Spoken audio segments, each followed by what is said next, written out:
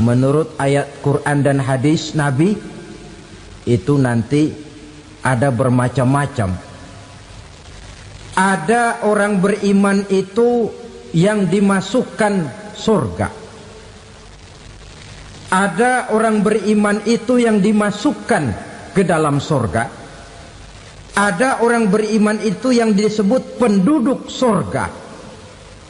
Kenapa lain-lain, Pak? Karena waktu di dunia amalannya juga lain-lain.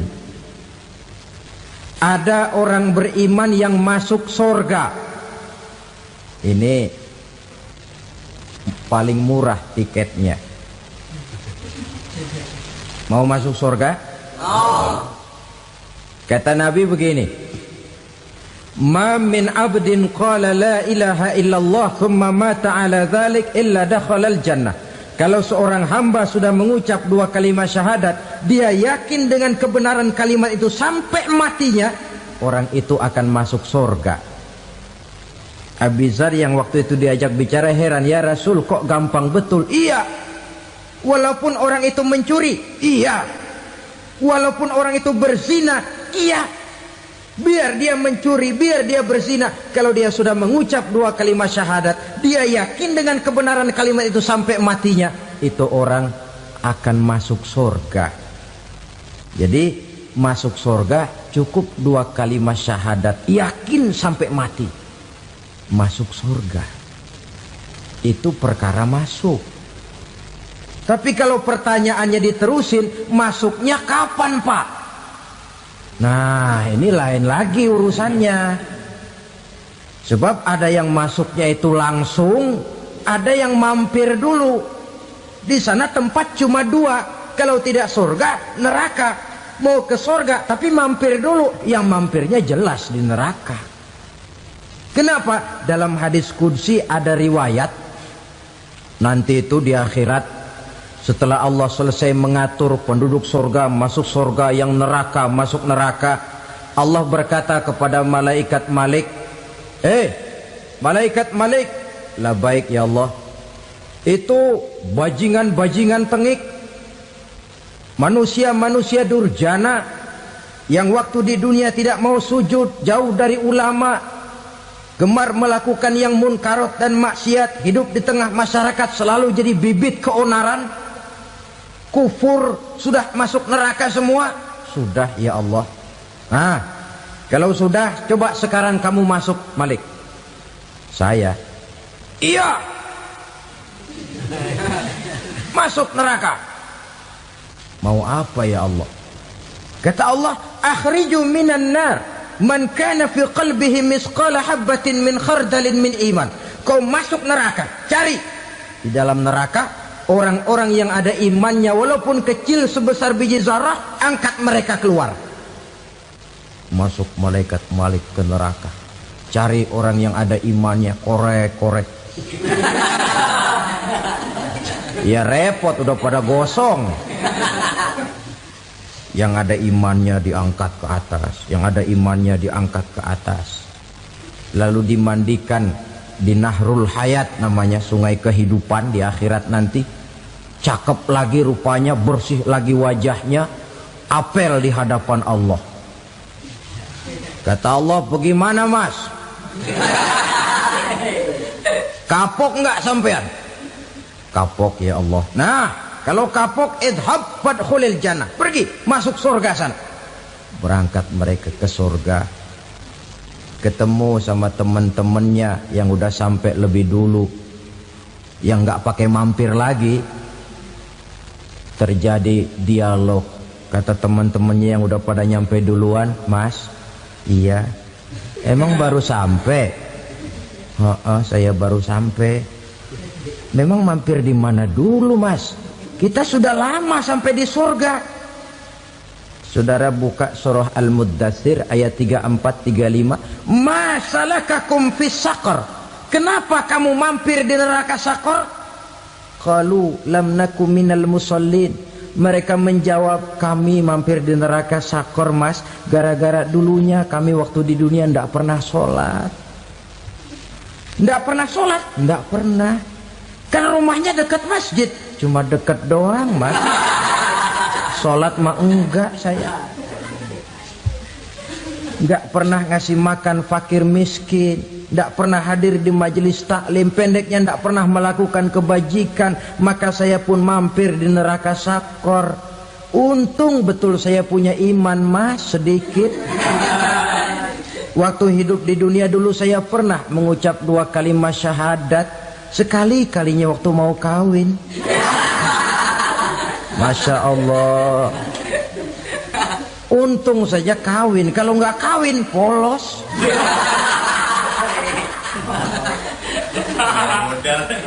Itu juga pengulu sudah setengah mati ngajarin. Asyhadu alla, asyaduaan, asyaduaan.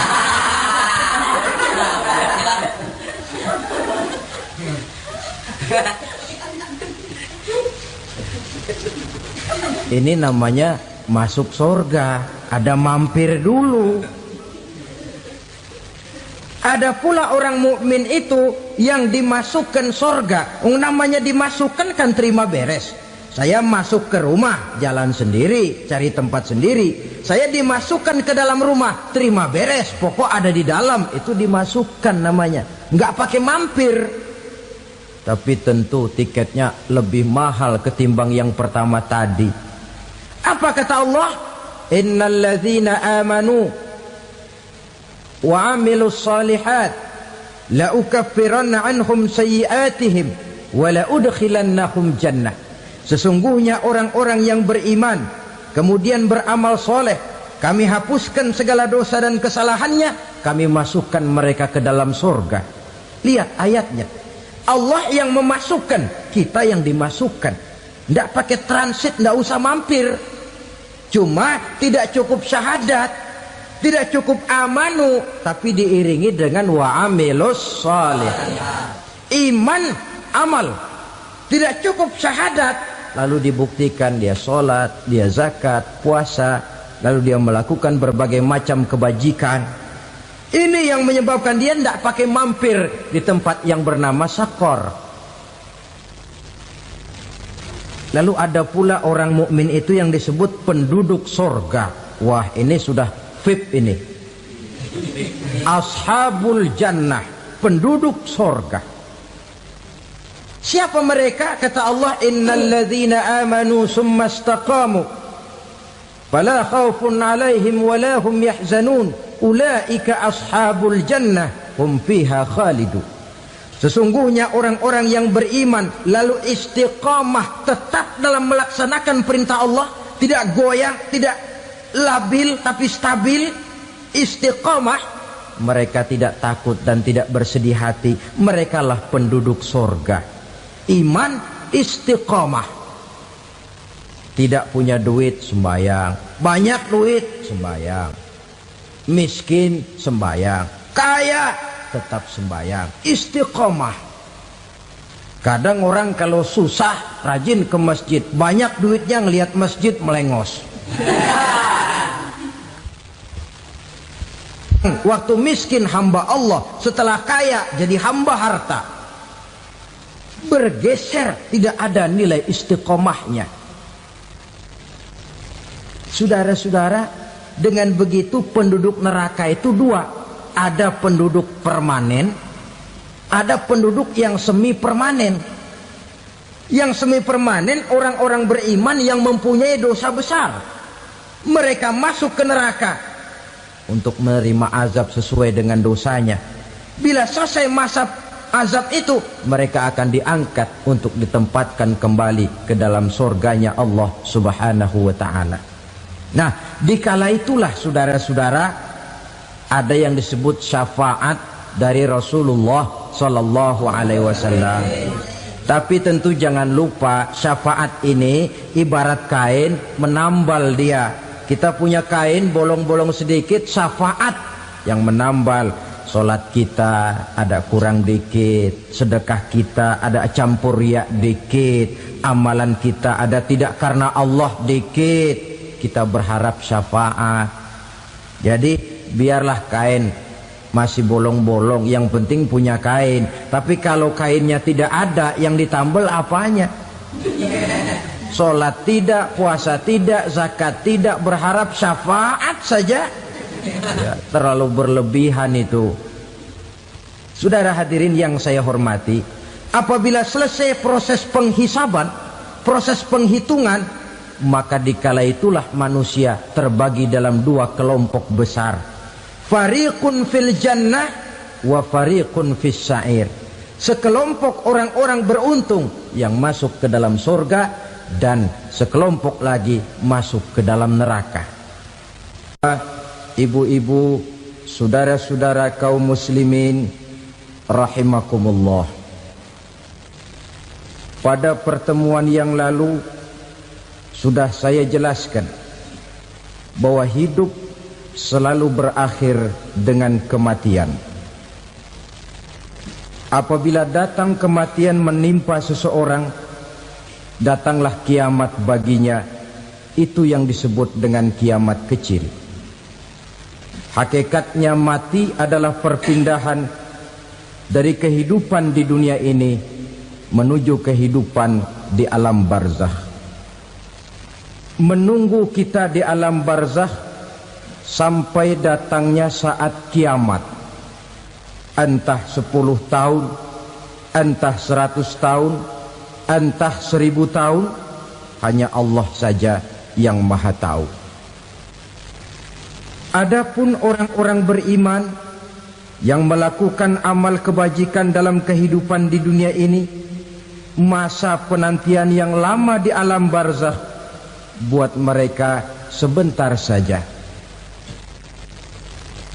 Tetapi bagi orang-orang kafir yang ingkar, yang tidak beriman kepada Allah, yang hidup di dunia cuma menumpuk-numpuk dosa, tentu penantian di alam barzakh akan merupakan waktu yang sangat lama. Bukankah dalam kehidupan kita waktu itu memang relatif? Contoh misalnya, bagi pemuda-pemudi yang sedang duduk asyik memadu cinta, waktu 4-5 jam saja rasanya cuma 4-5 menit. Tenggelam oleh keasikan. Tapi buat orang yang berbaring di rumah sakit, meratap di balik-balik apa itu tembok derita kata lagu, di balik dinding-dinding penjara, sehari bagai seminggu, seminggu rasa sebulan, sebulan boleh jadi rasa setahun. Penantian yang sangat lama. Kapan kiamat itu akan datang? Ini rahasia Allah.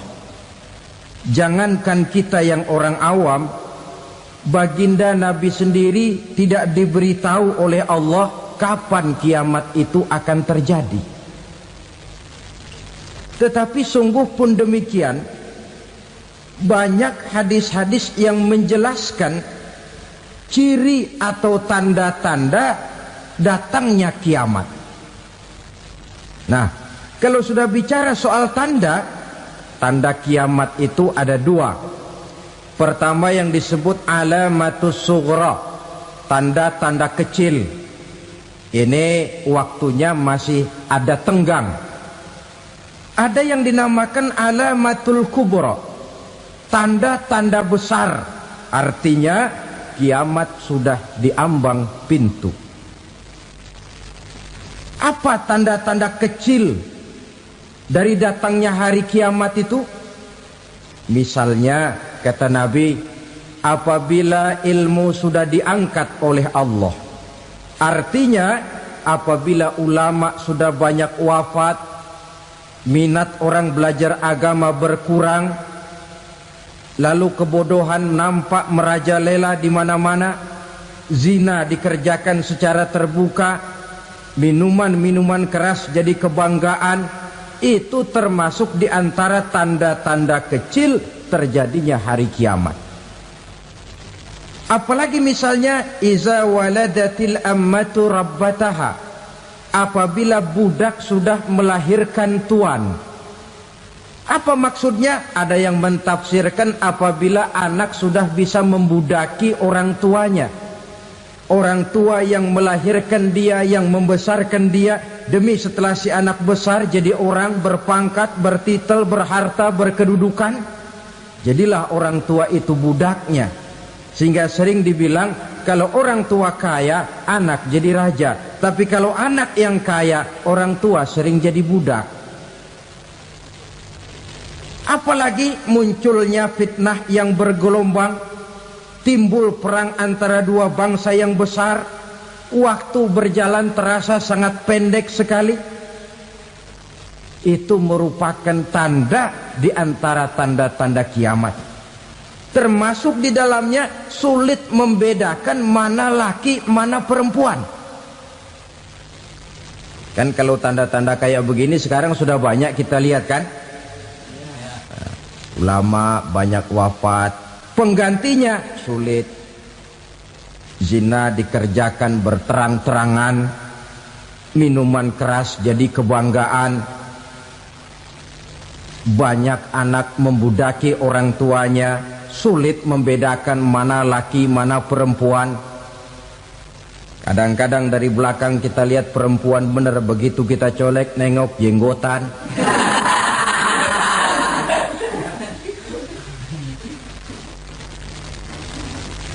Ini termasuk tanda-tanda kecil. Masih ada tenggang sampai akan terjadinya kiamat itu. Nah, yang dimaksud dengan tanda-tanda besar, ini tanda besar artinya kiamat sudah diambang pintu. Pertama, matahari terbit dari sebelah barat. Apabila matahari sudah terbit dari arah sebelah barat, tertutuplah sudah pintu taubat. Bersabda Nabi kita, la taqumus sa'atu hatta tatlu'a syamsu min maghribiha. Tidak akan datang hari kiamat sampai matahari terbit dari arah sebelah barat. Fa iza tala'at, manakala matahari telah terbit dari arah sebelah barat, wara'ahan nasu, manusia banyak menyaksikan itu, amanu ajma'un, mereka pun lalu beriman. Yang tadinya kafir, yang tadinya ingkar, yang tadinya membangkang, setelah melihat matahari terbit dari sebelah barat, buru-buru beriman, berlomba-lomba mengucap dua kalimat syahadat. Tapi apa yang terjadi? Kata Nabi, wadzalika hina la yanfa'u nafsan imanuha lam takun amanat min qabl. Hari itu adalah hari yang iman sudah tidak berguna lagi bagi seseorang apabila sebelumnya memang dia tidak pernah beriman. Au kasabat fi imaniha khaira, atau beriman tetapi tidak pernah melakukan kebajikan di dalam keimanannya itu. Hari yang sudah kasib, hari yang sudah terlambat, beriman tidak akan ada gunanya lagi. Ini pelajaran buat kita. Sebelum sang surya terbit dari sebelah barat, sebelum nafas sampai di tenggorokan, artinya pintu taubat masih terbuka. Kalau dua hal itu sudah terwujud, nafas sudah sampai di kerongkongan atau matahari sudah terbit dari arah sebelah barat, tertutuplah sudah pintu taubat. Tak ada lagi gunanya pangkat, jabatan, harta, bahkan beriman pun dalam suasana macam itu. Too late, kata orang Kulon. Sudah terlambat. Matahari terbit dari arah sebelah barat. Itu tanda besar, artinya kiamat sudah diambang pintu. Lalu apalagi tanda besar? Munculnya Dajjal. Dajjal artinya pendusta-pendusta yang menyesatkan manusia. Ada dua macam Dajjal, saudara. Ada Dajjal kecil. Ini Dajjal kelas teri. Kalau ini sejak zaman Rasulullah sudah ada itu. Tiap zaman ada. Di zaman Rasulullah misalnya ada yang bernama Aswad al-Unsi dari Yaman. Ada yang namanya Musailamah Al-Kazzab dari Yamamah. Ada yang namanya Ibnu Sayyad dari Madinah. Ini dajjal-dajjal di zaman Rasul. Musailamatul Kazzab memproklamirkan diri jadi nabi dia. Di zaman Rasul masih hidup. Ini dajjal zaman Nabi. Di zaman sahabat muncul dajjal-dajjal. Di zaman kita sekarang ini dajjal-dajjal pun gentayangan. Dajjal-dajjal kelas teri. Kerjanya mendustakan manusia, menyesatkan manusia, memalingkan manusia dari jalan yang benar dan diridhoi oleh Allah Subhanahu wa taala. Adapun yang merupakan tanda besar dari datangnya kiamat, dajjal-dajjal kelas kakap.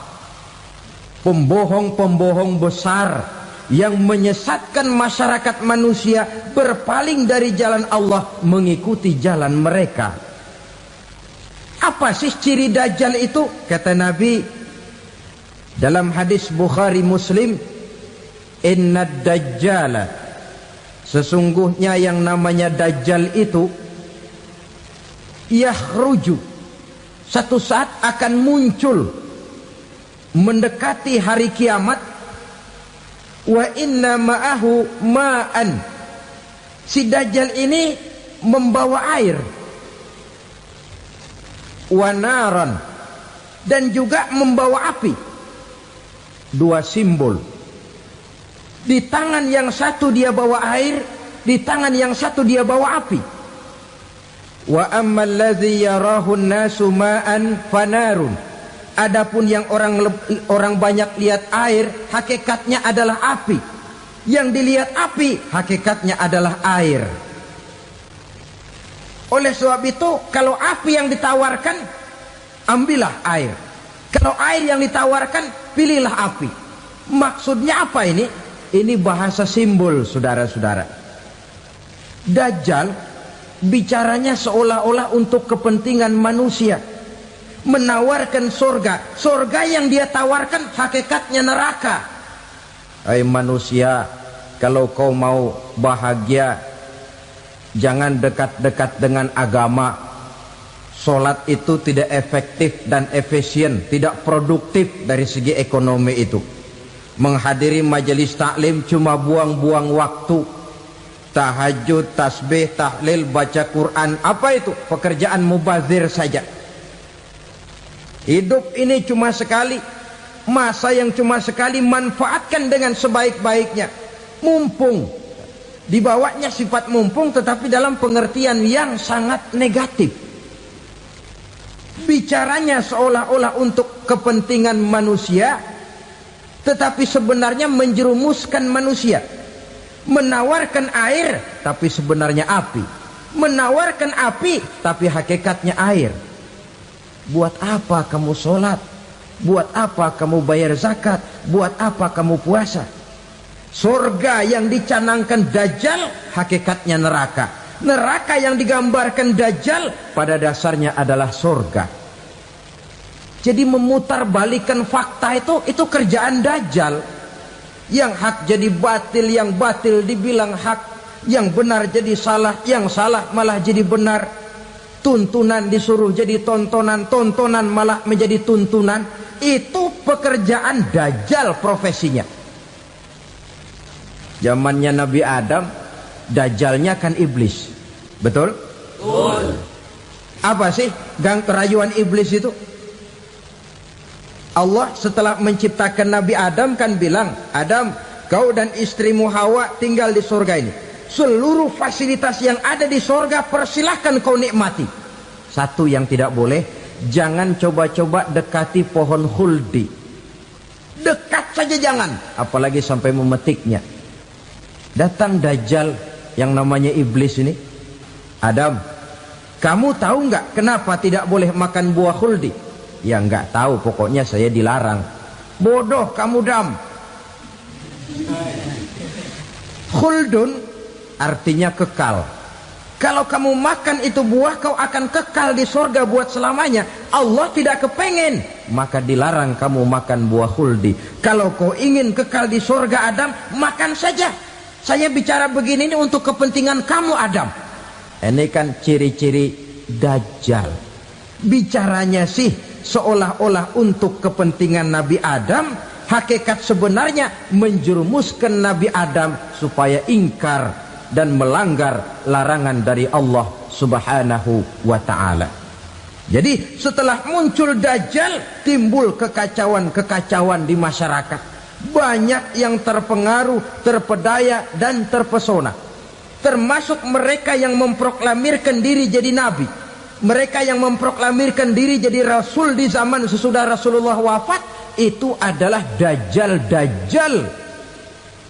Maka saya ingatkan, kalau di zaman kita sekarang ini ada orang ngaku jadi nabi, ada orang ngaku jadi rasul, biar bahasa Arabnya kental, Quran hafal, hadis ribuan hadis hafal, biar pakai serban sampai menyengser ke tanah, bahasa Arabnya fasih, tapi dia mengaku jadi nabi, jadi rasul, kita umat Islam wajib tidak percaya. Wajib untuk tidak percaya. Itulah Dajjal zaman kita sekarang ini. Tidak mustahil mereka datang mempengaruhi orang awam supaya berpaling dari Rasulullah, mengikuti mereka. Nah, di akhir zaman nanti, mendekati hari kiamat, Dajjal ini muncul. Dajjal kelas kakap, menyesatkan masyarakat manusia untuk berpaling dari Islam, mengikuti seruan mereka. Apalagi di antara datangnya kiamat itu, tanda yang besar itu, turunnya Nabiullah Isa Al-Masih, putra Maryam. Menurut berbagai hadis yang sahih, Nabi Isa Al-Masih nanti akan turun lagi. Tidak membawa risalah yang baru, tapi meluruskan risalah Islam ini yang telah banyak ditinggalkan oleh masyarakat.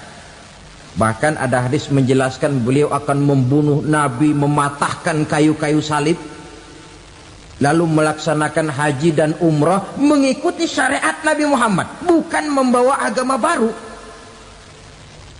Menjadi semacam mujaddid, reformer, menyelamatkan manusia dari bisikan Dajjal. Bahkan ada riwayat yang menjelaskan bahwa Nabi Isa berhasil mengalahkan Dajjal, mengembalikan masyarakat manusia kembali kepada ajaran Islam yang datang dari Allah, dibawa oleh Rasulullah sallallahu alaihi wasallam. Dengan kata lain, turunnya Nabi Isa bukan sebagai nabi dan rasul baru, tetapi mengikuti syariat Nabi kita Muhammad sallallahu alaihi wasallam. Saudara hadirin, ibu-ibu hadirat yang saya hormati, kemudian apalagi di antara tanda-tanda besar akan datangnya kiamat itu? Keluarnya asap atau awan. Kata Nabi, inna min asrati sa'ah dukhanan yamla'u ma bainal masyriqi wal maghrib. Di antara tanda-tanda kiamat, munculnya awan antara langit dan bumi. Ini pun diperkuat dalam surah Ad-Dukhan ayat 10. Fartaqib yauma ta'tis sama bidukhanim mubin fayughshan nas hadza azabun alim. Bagi orang-orang yang beriman, mereka biasa-biasa saja. Tapi bagi orang kufur, datangnya asap dan awan ini merupakan azab yang kelewat pedih. Barangkali sedikit mendekati gambaran tentang azab yang pedih ini, saya ingatkan alam pikiran kita kepada peristiwa yang belum lama terjadi. Pernah dengar berita bocornya reaktor nuklir di Chernobyl, Uni Soviet? Pernah dengar? Bocornya reaktor nuklir di Chernobyl yang mengakibatkan ratusan bahkan sangat mungkin ribuan nyawa. Cuma satu reaktor. Bagaimana kalau seluruh cadangan nuklir yang dimiliki oleh para negara adikuasa ini diledakkan? Bahkan yang konon menurut catatan cadangan nuklir yang dimiliki bersama oleh Amerika dan Rusia sekarang ini sudah sanggup memusnahkan 6 miliar manusia, 1,5 kali lebih banyak dari jumlah manusia yang nongkrong di permukaan bumi ini. Saudara-saudara hadirin yang saya hormati, lalu saat mendekati hari kiamat, apalagi tandanya? Setelah Nabi Isa wafat, pada saat turunnya yang kedua kali, lalu Allah meniupkan angin sejuk. Semua orang-orang beriman, orang-orang baik wafat, sehingga penghuni bumi ini cuma tinggal lagi terdiri dari orang-orang kafir. Tidak ada lagi di bumi ini yang bisa mengucapkan Allah. Sehingga dalam hadis qudsi itu ada keterangan, innallaha azza wa jalla yaqulu li Israfil. Allah pernah pesan kepada malaikat Israfil, kata Allah, Israfil, idza sami'ta qailan yaqul Allah Allah fa akhirin nafkhah 40 sanatan ikraman liqailiha. Hai Israfil, apabila kau dengar di permukaan bumi masih banyak orang yang mengucapkan Allah Allah, maka tunda sangkakala kiamat itu 40 tahun. Untuk apa? Ikraman liqailiha, menghormati orang yang mengucapkan Allah Allah itu. Wah, jadi karena sekarang masih banyak yang mengucapkan Allah, besar hatilah kita, masih jauh kiamat itu. Tapi jangan lupa, kiamat pribadi, kiamat kecil itu yang gak kita sangka-sangka.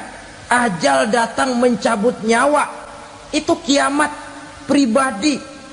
Dan itu yang pasti kita hadapi. Dan itu yang membuat kita tidak boleh bersikap main-main di dalam kehidupan sekarang ini. Saudara hadirin yang saya hormati, tidak ada lagi orang-orang muslim. Seluruh penduduk dunia ini kafir. Lalu terciptalah struktur sosial yang berlandaskan prinsip hidup semau gue. Bakal terjadilah prinsip di mana yang kaya menyantap yang miskin, yang kuat menindas yang lemah. Hidup sudah bagaikan di rimba belantara, berlaku hukum rimba. Siapa yang kuat dia yang menang, siapa yang lemah menjadi mangsa. Timbul kekacauan, maksiat merajalela, munkarat menjadi-jadi, sehingga isi bumi ini penuh dengan segala macam perbuatan dosa. Tidak ada perlunya lagi alam diperpanjang temponya. Datang saat yang sudah dijanjikan oleh Allah Azza wa Jalla, maka terjadilah yang disebut kiamat kubra, kiamat besar, kiamat ancur-ancuran. Bagaimana kejadian ini dimulai? Dalam surah Az-Zumar ayat 68, Allah Subhanahu wa taala berfirman, wa nufikha fis suri fasa'iqa man fis samawati wa man fil ardi illa man sya'allahu. Maka manakala ditiuplah sangkakala, terkejutlah seluruh yang ada di langit dan seluruh yang ada di bumi. Bila saat kiamat datang, Allah perintah malaikat Israfil, Israfil, tiup sangkakalamu. Ditiuplah sangkakala oleh malaikat Israfil. Yang akibat daripada tiupan itu, seluruh yang ada di langit, seluruh yang ada di permukaan bumi terkejut. Yang ada di langit siapa? Malaikat kan. Bayangin aja kalau malaikat kaget, apalagi kita. Terkejut seluruh makhluk yang ada di bumi, yang ada di langit mendengar suara sangkakala itu. Bunyinya tidak sanggup kita bayangkan dahsyatnya. Ledakan nuklir, ledakan neutron, belum apa-apa ketimbang bunyi sangkakala malaikat Israfil ini. Nah, lalu mendengar bunyi sangkakala ini, gemparlah makhluk, kacaulah alam. Bumi gempa, planet-planet bertabrakan, gunung meletus, air laut tumpah ke darat, angin topan bertiup, halilintar menyambar. Lalu semua yang bernama hidup mati total. Mati bareng tanpa persiapan. La haula wala quwata illa billah. Saya kadang-kadang dalam tafakur bermohon, ya Allah, mudah-mudahan saya enggak nemuin kiamat beneran. Ngeri. Tidak bisa kita bayangkan macam apa suasana seperti itu. Allah saja banyak memberikan gambaran, misalnya Al-Qari'ah, wa mal qari'ah, wa ma adraka mal qari'ah. Kejadian yang menggemparkan. Tahukah kamu apa kejadian yang menggemparkan itu? Yauma yakunun nasu kal farasil mabsus wa takunul jibalu kal ihnil manfus. Pada saat itu manusia berterbangan bagai kupu-kupu, gunung berterbangan seperti kapas ditiup angin. Gunung saja macam kapas, konon lagi manusia. Kematian total, mulai semut sampai gajah mati,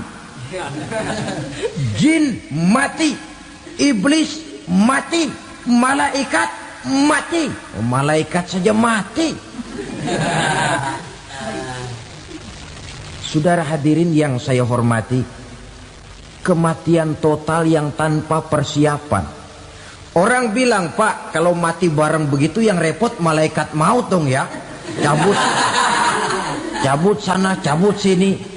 Itu kalau menurut logika kita, mestinya begitu menurut logika. Tapi logika juga yang nggak perlu serepot itu. Sebab untuk mematikan listrik di wilayah DKI, di wilayah Jakarta, nggak perlu tiap rumah didatengin, matiin, ya lama. Cukup dari kantor pusatnya saja PLN tekan satu tombol, gelaplah seluruh Jakarta. Saudara hadirin yang saya hormati, kematian total. Lalu setelah kematian total, planet-planet juga mati, dalam arti tidak bergerak dan beredar. Angin mati, dalam arti tidak bertiup.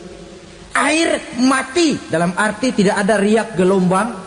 Pokoknya semua mati. Kullu nafsin za'iqatul maut. Semua yang bernafas mati. Dalam ayat lain, kullu man 'alaiha fan. Semua yang ada di permukaan bumi fana. Yang kekal cuma Allah Subhanahu wa ta'ala. Yang paling belakang mati, malaikat maut dan malaikat Israfil. Tapi mati juga sesuai dengan janji Allah. 10 lamanya. Tidak dijelaskan oleh Abi Hurairah 40 jam, apa 40 hari, apa 40 tahun. Hadis-hadis cuma menyebutkan 40 saja. Sunyi alam, yang tinggal cuma Allah saja lagi. Ketika itu Allah berseru-seru, katanya, limanil mulkul yauma. Siapa para penguasa hari ini? Mana itu raja-raja dan penguasa yang dulu mengaku jadi Tuhan? Fir'aun. Mana Fir'aun sekarang? Yang dulu jadi raja, merasa berhasil, sombong, lalu tidak mau turun-turun dari kekuasaannya, sampai kepada puncak kekurang ajarannya mengangkat diri jadi Tuhan.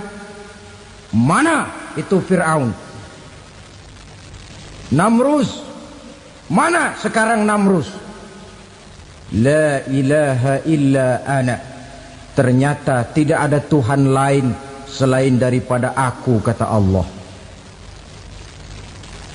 Proses kemudian, saudara-saudara, turunlah hujan dari langit. 40 lamanya hujan itu. Tidak jelas juga 40 jam apa 40 hari. Setelah air turun membasahi, datanglah tiupan sangkakala yang kedua. Semua yang bernama mati bangkit dari kuburnya masing-masing. Ini yang disebut Yaumul Ba'thi, hari kebangkitan. Allahu Akbar. Pada saat kita bangkit dari kubur kita masing-masing, kumpul di padang mahsyar namanya. Bayangin aja, saya sendiri nggak sanggup bayangin. Manusia sejak zaman Adam sampai zaman kiamat kumpul bareng di tempat sama. Berapa banyaknya itu?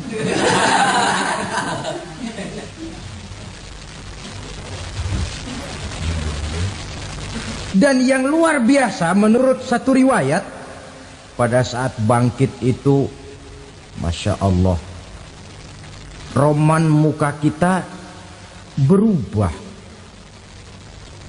disesuaikan dengan amalan kita waktu di dunia ini. Barang siapa yang waktu di dunia amalannya itu amalan tikus,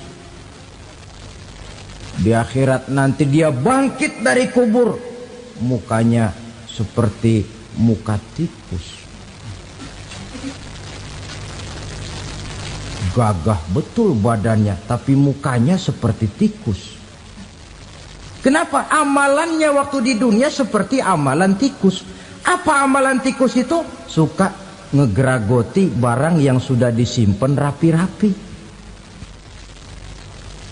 Orang sudah simpan uang rapi-rapi, simpan perhiasan rapi-rapi, digeragoti oleh tikus. Maling-maling, pencoleng-pencoleng, koruptor-koruptor. Itu nanti di akhirat nanti kita lihat mukanya seperti muka tikus. Oh ini waktu di dunia suka nyolong, mukanya seperti muka tikus. Barang siapa yang waktu di dunia ini amalannya itu amalan macan, dia akan bangkit nanti mukanya seperti muka macan. Apa amalan macan? Macan itu amalannya menang-menangan. Orang yang mau menang saja nggak mau mengalah. Coba lihat di hutan, kenal hutan nggak? Di hutan, raja hutan di mana-mana pasti macan. Betul kan? Betul. Padahal hutan belum pernah bikin pemilihan umum. Tapi macan tidak peduli ada pemilihan umum apa tidak, pokok saya raja. Sebab apa? Macan jadi raja itu bukan karena benar, tapi karena kuat jadi raja. Setelah dia jadi raja, rakyat hutan yang mesti dilindungi malah dimakan oleh raja macan. Kambing rakyat hutan dimakan oleh macan. Ayam rakyat hutan dimakan oleh macan. Itu nanti kita lihat di akhirat itu mukanya seperti muka macan, gagah betul. Lalu barang siapa yang di dunia ini amalannya itu seperti amalan anjing, nanti dia punya muka seperti muka anjing. Apa amalan anjing? Pertama, anjing itu kalau disuruh jaga rumah, dia tidak bisa membedakan mana maling, mana tamu. Biar yang datang maling, kalau bawa tulang, anjing kalem. Yang kedua, anjing itu akan setia kepada siapa saja yang memberinya roti. Siapa yang memberinya roti, itulah majikannya. Apa kata majikannya, pasti dia laksanakan. Soal benar atau salah, dia tidak peduli. Setelah anjing dapat roti, dia tidak punya pilihan lain kecuali bilang, abdi mah kumaha juragan wae ayeuna mah.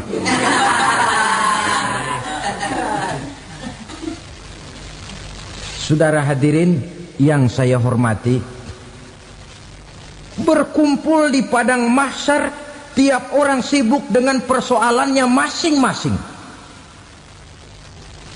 Matahari waktu itu didekatkan oleh Allah. Panas luar biasa. Ada yang saking panasnya itu mencucurkan peluh keringat sampai sebatas mata kakinya. Ada yang keringatnya sampai sedengkulnya. Ada yang keringatnya sampai sepusatnya. Ada yang keringatnya mengalir sampai sebahunya. Ada yang kelelap oleh keringatnya sendiri, sementara orang di sampingnya nggak apa-apa. Bergantung lagi amalan dia waktu di dunia ini. Saudara-saudara, sebagian orang dalam kepanikan padang mahsyar berombong-rombong datang mereka menghadap Nabi Adam. Ya Adam, anta abal bashar. Hai Adam, Tuhan adalah bapak moyang manusia. Kami sebentar lagi akan disidang, dimintakan pertanggungan jawab. Tolonglah kami, hai Adam. Kata Nabi Adam, jangankan nolongin sampean, saya sendiri tanggung jawab di hadapan Allah ketika dulu tidak boleh makan khuldi, saya serobot. Sudahlah, urus diri masing-masing saja, nafsi. Begitu kata Nabi Nuh, begitu kata Nabi Ibrahim. Tiap orang bertanggung jawab sendiri-sendiri. Ketika itulah saudara-saudara, nikmatnya menjadi umat Nabi besar Muhammad sallallahu alaihi wasallam.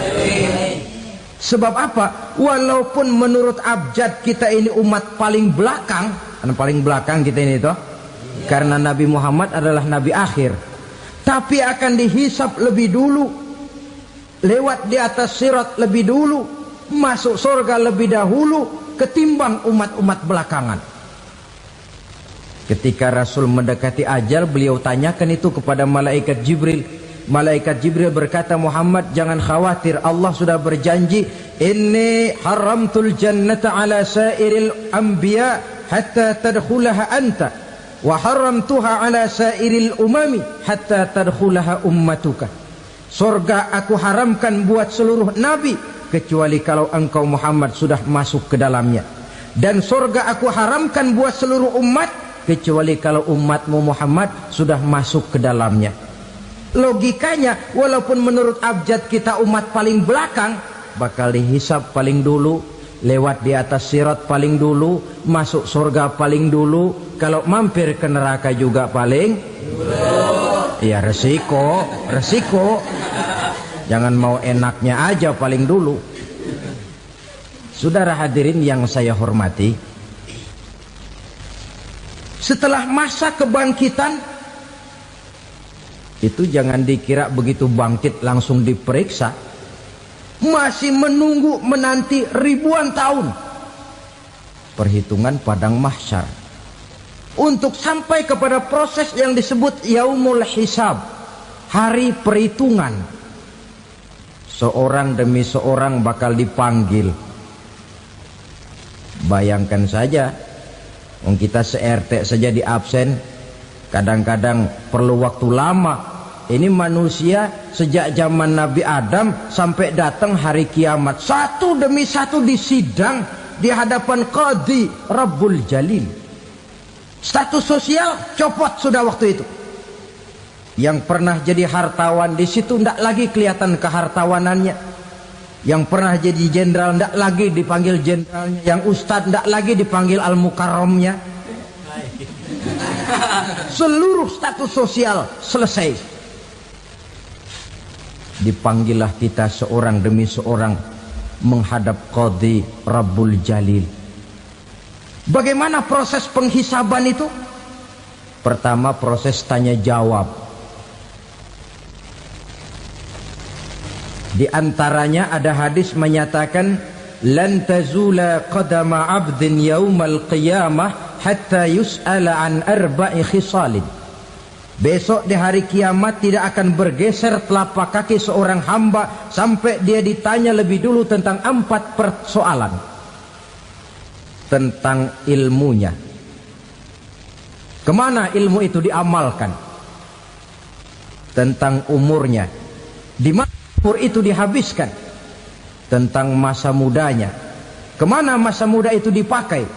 tentang hartanya, dari mana harta itu didapat dan kemana harta itu dibelanjakan. Ini termasuk proses tanya jawab. Jadi kalau istilah pengadilan dunia, nama Fulan bin Fulan. Kamu waktu di dunia diberikan umur panjang untuk apa? Pernah mengalami masa muda, kemana kau habiskan masa remajamu? Kau diamanahkan ilmu, dengan apa ilmumu kau amalkan? Kau diberikan harta, dari mana harta kau dapat, kemana kau belanjakan? Tak seorang pun yang bisa mungkir. Sebab apa? Dikala itu yang menjadi saksi bukan orang. Yang menjadi saksi adalah seluruh anggota badan kita. Tangan bicara, kaki jadi saksi terhadap seluruh amalan yang pernah kita kerjakan pada saat kehidupan di alam dunia ini. Selesai proses tanya jawab, lalu diperlihatkan buku catatan kita waktu hidup di dunia ini. Jangan lupa Allah itu menyiapkan 2 superkomputer kepada kita. Sebelah ditempelin sebelah kanan, yang sebelah tempelin di sebelah kiri. Komputer itu namanya Raqib dan Atid. 2 malaikat yang apabila baik kita lakukan, refleks saja akan menulis kebajikan kita. Jahat kita kerjakan akan tertulis. Catatan itu nanti diperlihatkan kepada kita. Waduh, alangkah malunya pada saat diperlihatkan catatan kita, buku rapot kita merah melulu. Barangkali diperiksa sambil diomelin, brengsek lo. Buku merah melulu begini, bagaimana waktu hidup di dunia? Tidak cukup diperlihatkan buku catatan kehidupan, rekaman kehidupan. Rekaman kehidupan kita secara utuh sejak terlahir sampai ajal datang merenggut nyawa. Barangkali mirip dengan video sekarang ini, di mana terekam dengan baik seluruh kegiatan kita sejak yang sekecil-kecilnya sampai kepada yang sebesar-besarnya. Untuk kemudian kita pun menerima balasan. In khairan fa khairun wa in syarran fa syarrun. Kalau baik ya baik balasannya, kalau jahat ya jahat juga balasannya. Catatan-catatan kita diberikan. Kalau banyak kebajikannya diberikan di tangan kanan dengan cara yang halus. Kalau banyak kejahatannya diberikan dari sebelah kiri atau dilempar dari belakang. Itulah sebabnya sejak di dunia ini kita sudah mohon kepada Allah. Ketika berwudu membasuh tangan kanan, apa kita bilang? Allahumma a'tini kitabi biyamini wa hasibni hisaban yasira. Ya Allah, berikan saya kitab di tangan kanan, dan kalau saya memang perlu dihisap, hisaplah saya yang seringan-ringannya. Tangan kiri berlindung kita kepada Allah, jangan sampai diberikan kitab di tangan kiri atau dari arah sebelah belakang. Wa a'udzubika an tu'tiya kitabi bishimali aw min wara'i zuhri, dari arah sebelah belakang. Na'udzubillah min dzalik. Setelah selesai lewat proses penghisaban, lewat mizan, timbangan, maka yang sudah selesai dihisab itu bergeraklah menuju sirat, jembatan yang terbentang menuju surga melalui neraka. Saudara-saudara, panjangnya perjalanan sirat itu memakan waktu ratusan tahun. Tetapi orang yang lewat di atas sirat pun macam-macam, bergantung amalannya ketika di dunia ini. Ada yang lewat di atas sirat itu kalbarkil khatib, seperti kilat yang menyambar, lep, sudah sampai dia di surga. Cepat bukan main.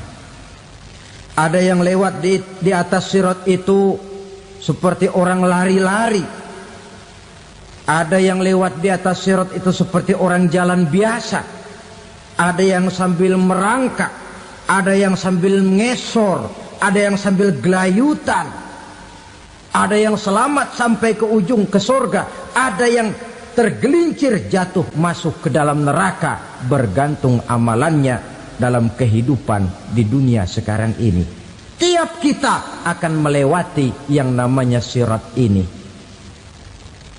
Saudara-saudara kaum muslimin yang saya hormati, dengan demikian mereka yang selamat melalui sirat sampai ke terminal akhir surga, mereka yang ketika dihisab ternyata banyak kejahatannya daripada kebaikannya, mereka singgah di dalam neraka. Nah, adapun orang-orang yang beriman menurut ayat Quran dan hadis Nabi itu nanti ada bermacam-macam. Ada orang beriman itu yang dimasukkan surga. Ada orang beriman itu yang dimasukkan ke dalam surga. Ada orang beriman itu yang disebut penduduk surga. Kenapa lain-lain, Pak? Karena waktu di dunia amalannya juga lain-lain. Ada orang beriman yang masuk surga. Ini paling murah tiketnya. Mau masuk surga? Kata Nabi begini, ma min abdin qala la ilaha illallah thumma mata ala dhalik illa dakhalal jannah. Kalau seorang hamba sudah mengucap dua kalimat syahadat, dia yakin dengan kebenaran kalimat itu sampai matinya, orang itu akan masuk surga. Abi Dzar yang waktu itu diajak bicara heran, ya Rasul kok gampang betul? Iya, walaupun orang itu mencuri, iya, walaupun orang itu berzina, iya. Biar dia mencuri, biar dia berzina, kalau dia sudah mengucap dua kalimat syahadat, dia yakin dengan kebenaran kalimat itu sampai matinya, itu orang akan masuk surga. Jadi masuk surga cukup dua kalimat syahadat, yakin sampai mati, masuk surga. Itu perkara masuk. Tapi kalau pertanyaannya diterusin, masuknya kapan, Pak? Nah, ini lain lagi urusannya. Sebab ada yang masuknya itu langsung, ada yang mampir dulu. Di sana tempat cuma dua, kalau tidak surga, neraka. Mau ke surga tapi mampir dulu, yang mampirnya jelas di neraka. Kenapa? Dalam hadis qudsi ada riwayat, nanti itu di akhirat, setelah Allah selesai mengatur penduduk surga masuk surga, yang neraka masuk neraka, Allah berkata kepada malaikat Malik, malaikat Malik, labaik ya Allah, itu bajingan-bajingan tengik, manusia-manusia durjana yang waktu di dunia tidak mau sujud, jauh dari ulama, gemar melakukan yang munkarat dan maksiat, hidup di tengah masyarakat selalu jadi bibit keonaran, kufur, sudah masuk neraka semua. Sudah ya Allah. Nah, kalau sudah, coba sekarang kamu masuk, Malik. Saya, iya, masuk neraka. Mau apa ya Allah? Kata Allah, akhriju minan nar man kana fi qalbihi misqala habatin min khardalin min iman. Kau masuk neraka, cari di dalam neraka orang-orang yang ada imannya walaupun kecil sebesar biji zarah, angkat mereka keluar. Masuk malaikat Malik ke neraka, cari orang yang ada imannya, korek-korek. Ya repot, udah pada gosong. Yang ada imannya diangkat ke atas, yang ada imannya diangkat ke atas, lalu dimandikan di Nahrul Hayat, namanya sungai kehidupan di akhirat nanti. Cakep lagi rupanya, bersih lagi wajahnya, apel di hadapan Allah. Kata Allah, bagaimana mas? Kapok nggak sampean?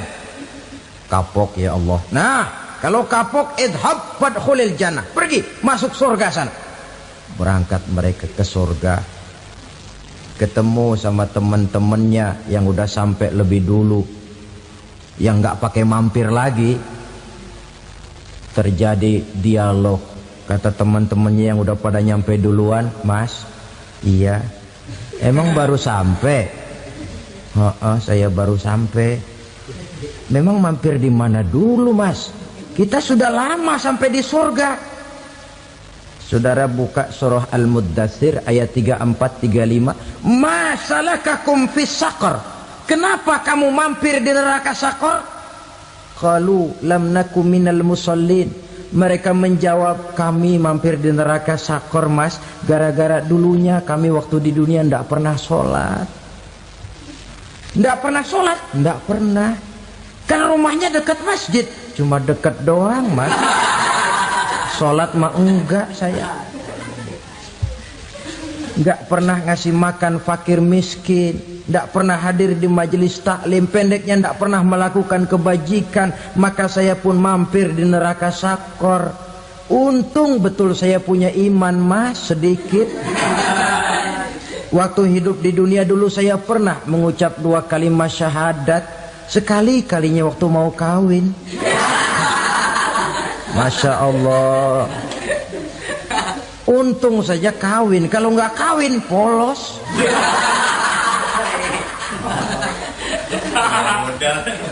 Itu juga pengulu sudah setengah mati ngajarin. Asyhadu alla, asyaduaan, asyaduaan.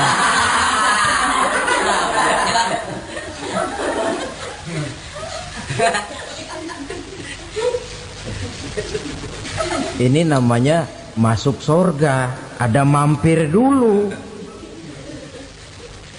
Ada pula orang mukmin itu yang dimasukkan surga. Namanya dimasukkan kan terima beres. Saya masuk ke rumah, jalan sendiri, cari tempat sendiri. Saya dimasukkan ke dalam rumah, terima beres, pokok ada di dalam, itu dimasukkan namanya. Nggak pakai mampir. Tapi tentu tiketnya lebih mahal ketimbang yang pertama tadi. Apa kata Allah? Innal ladzina amanu wa amilus salihat la ukaffiranna anhum sayyi'atihim wa la udkhilannahum jannah. Sesungguhnya orang-orang yang beriman kemudian beramal soleh, kami hapuskan segala dosa dan kesalahannya, kami masukkan mereka ke dalam surga. Lihat ayatnya, Allah yang memasukkan, kita yang dimasukkan. Tidak pakai transit, tidak usah mampir. Cuma tidak cukup syahadat, tidak cukup amanu, tapi diiringi dengan wa'amilus salih. Iman, amal. Tidak cukup syahadat, lalu dibuktikan dia sholat, dia zakat, puasa, lalu dia melakukan berbagai macam kebajikan. Ini yang menyebabkan dia tidak pakai mampir di tempat yang bernama Saqar. Lalu ada pula orang mukmin itu yang disebut penduduk surga. Wah, ini sudah VIP ini. Ashabul jannah, penduduk surga. Siapa mereka? Kata Allah, innal ladzina amanu summa istaqamu fala khaufun 'alaihim wala hum yahzanun ulaika ashabul jannah hum fiha khalidun. Sesungguhnya orang-orang yang beriman lalu istiqamah, tetap dalam melaksanakan perintah Allah, tidak goyah, tidak labil tapi stabil, istiqamah, mereka tidak takut dan tidak bersedih hati. Merekalah penduduk surga. Iman, istiqamah. Tidak punya duit, sembayang. Banyak duit, sembayang. Miskin, sembayang. Kaya, tetap sembahyang, istiqomah. Kadang orang kalau susah rajin ke masjid, banyak duitnya ngelihat masjid melengos. Waktu miskin hamba Allah, setelah kaya jadi hamba harta. Bergeser, tidak ada nilai istiqomahnya. Saudara-saudara, dengan begitu penduduk neraka itu dua. Ada penduduk permanen, ada penduduk yang semi permanen. Yang semi permanen orang-orang beriman yang mempunyai dosa besar. Mereka masuk ke neraka untuk menerima azab sesuai dengan dosanya. Bila selesai masa azab itu, mereka akan diangkat untuk ditempatkan kembali ke dalam surganya Allah Subhanahu wa ta'ala. Nah, dikala itulah saudara-saudara, ada yang disebut syafaat dari Rasulullah sallallahu